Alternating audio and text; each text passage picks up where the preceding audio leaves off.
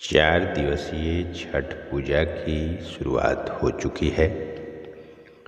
ज्योतिषों के अनुसार इस बार छठ का पर्व सभी के लिए विशेष फलदायी माना जा रहा है, क्योंकि इस पर्व की शुरुआत और समापन विशेष योग के साथ हो रहे हैं।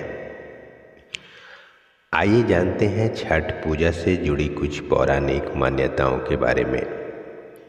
छठ पर्व 2 बार मनाया जाता है, पहला चैत्र माह में और दूसरा कार्तिक माह में। यह पर्व सूर्य देव की उपासना के लिए प्रसिद्ध है और मान्यता है कि छठी मैया सूर्य देव की बहन है।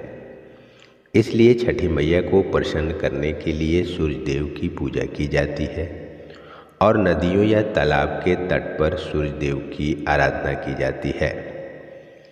इस पर्व को मनाने वाले लोग खीर, गुड़ की पूड़ियाँ, सादी पूड़ियाँ और ठेकुआ बनाते हैं। इस पर्व से जुड़ी कई पौराणिक कथाएं हैं और आज हम उन्हीं कथाओं के बारे में आपको बताने जा रहे हैं। छठ का त्यौहार देवी देवताओं के साथ साथ प्रकृति व कृषि की उन्नति का प्रतीक है। यही एक पर्व है जहां डूबते हुए सूरज की पूजा होती है और प्रसाद में आटे व गुड़ से बने ठेकुआ के अलावा केले, कच्ची हल्दी, शकरकंद आदि चढ़ाए जाते हैं, जो कि कृषि का प्रतीक है। इस पवित्र पर्व में बांस व मिट्टी से बने बर्तन का ही इस्तेमाल किया जाता है, जो सामाजिक सहभागिता को दर्शाता है। ग्रहों के राजा सूर्य को भगवान विष्णु का प्रत्यक्ष रूप माना जाता है। कार्तिक मास में भगवान विष्णु जल में निवास करते हैं।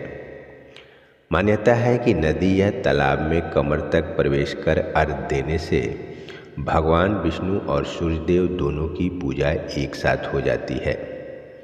वहीं यह भी मान्यता है कि पवित्र नदियों में प्रवेश करने से सभी पाप व कष्ट खत्म हो जाते हैं, इसलिए जल में अर्घ्य देने की परंपरा है।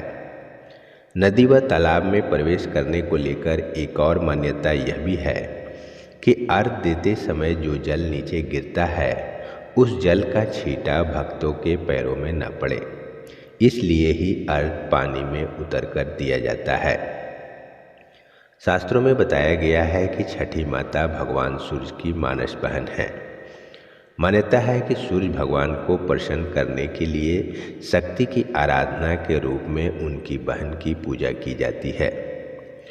दूसरी ओर प्रकृति के छठे अंश से छठी माता उत्पन्न हुई थी, इसलिए यह पर्व संतान की कामना करने के लिए भी किया जाता है। साथ ही छठी मैया का माँ दुर्गा के छठे रूप कात्यायनी को भी माना जाता है। छठी मैया का व्रत संतान, आरोग्य, आयु, सुख, शांति आदि के लिए किया जाता है। कई लोग अपनी मनोकामना की तरह दंडवत प्रणाम करते हुए छठ घाट पर अर्घ्य देने जाते हैं। माना जाता है कि इस तरह कठिन तप से छठी मैया और सूर्य देव दोनों प्रसन्न होते हैं। सुबह सूर्य पूजा करना स्वास्थ्य के लिए अच्छा माना जाता है और यश की प्राप्ति होती है। वहीं सायंकाल के समय अर्घ्य देने से जीवन में संपन्नता आती है। माना जाता है कि सायंकाल के समय सूर्यदेव अपनी दूसरी पत्नी प्रत्युषा के साथ रहते हैं। यही कारण है कि शाम के समय सूर्य को जल देने से प्रत्युषा देवी प्रसन्न होती है। इससे भक्तों के घर संपन्नता आती है और उनको सभी समस्याओं से मुक्ति मिलती है। 4 दिवसीय छठ में वैसे तो कई प्रसाद चढ़ाए जाते हैं, लेकिन ठेकुए का अलग महत्व है। ठेकुआ गुड़ व आटे से बनता है।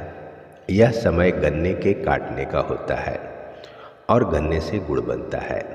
बताया जाता है कि छठ के साथ ही सर्दी के मौसम की शुरुआत हो जाती है। ऐसे में ठंड से बचने और स्वस्थ रहने के लिए गुड़ फायदेमंद होता है। इस चलते ठेकुआ चढ़ाने की परंपरा है। प्रसाद बनाने के लिए गेहूं की सफाई की जाती है, इसलिए इस पर्व को श्रम से भी जोड़ा जाता है। उम्मीद करते हैं कि यह वीडियो आपको पसंद आया होगा।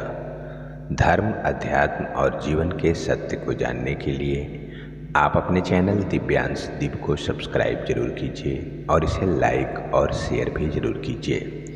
और ऐसे ही ज्ञानवर्धक वीडियो को सबसे पहले देखने के लिए आप नोटिफिकेशन बेल प्रेस करना ना भूलें। जय श्री कृष्ण।